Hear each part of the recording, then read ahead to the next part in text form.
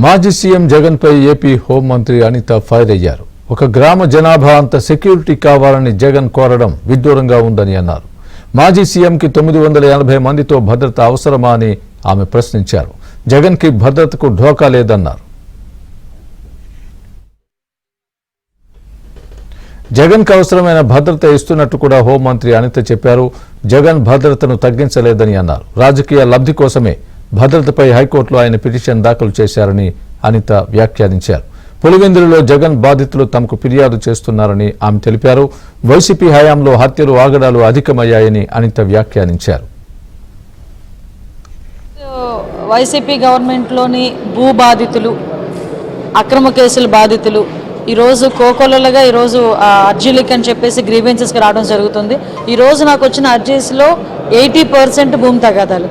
మా భూమిని పలానా వైసీపీ నాయకులు వచ్చి కబ్జా చేశారండి అని, లేకపోతే మేము మా భూమిలోకి వెళ్తుంటే అడ్డుకుంటున్నారని, మమ్మల్ని కొడుతున్నారని, మా మీద దాడులు చేశారని, హత్యలు చేశారని, ఇలాంటికి సంబంధించిన మ్యాక్సిమం అన్నీ వచ్చినాయండి.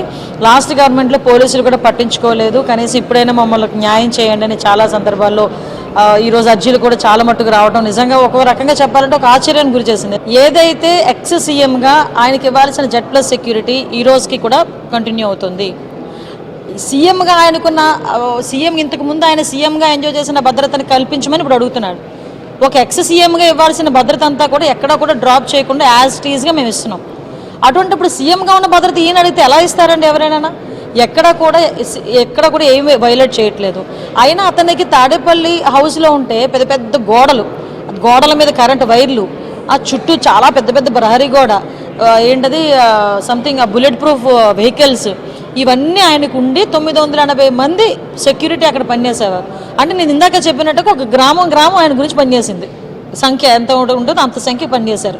మీరు కోర్టులో వేశారు, కోర్టు ఏం చెప్తుందో వినండి. అంతే తప్పించి ఈరోజు మేమేదో మీకు సంబంధించిన భద్రతను మేమేమో ఆపేసామని చెప్పి ప్రజలకి మభ్యపెట్టడానికి లేకపోతే ఏదో రకంగా బురద చల్లడానికి ప్రయత్నం చేయడం అనేది తప్పు. ఎక్స్ సీఎంగా జగన్మోహన్ రెడ్డికి ఇవ్వాల్సిన Z+ సెక్యూరిటీ ఇస్తున్నాం.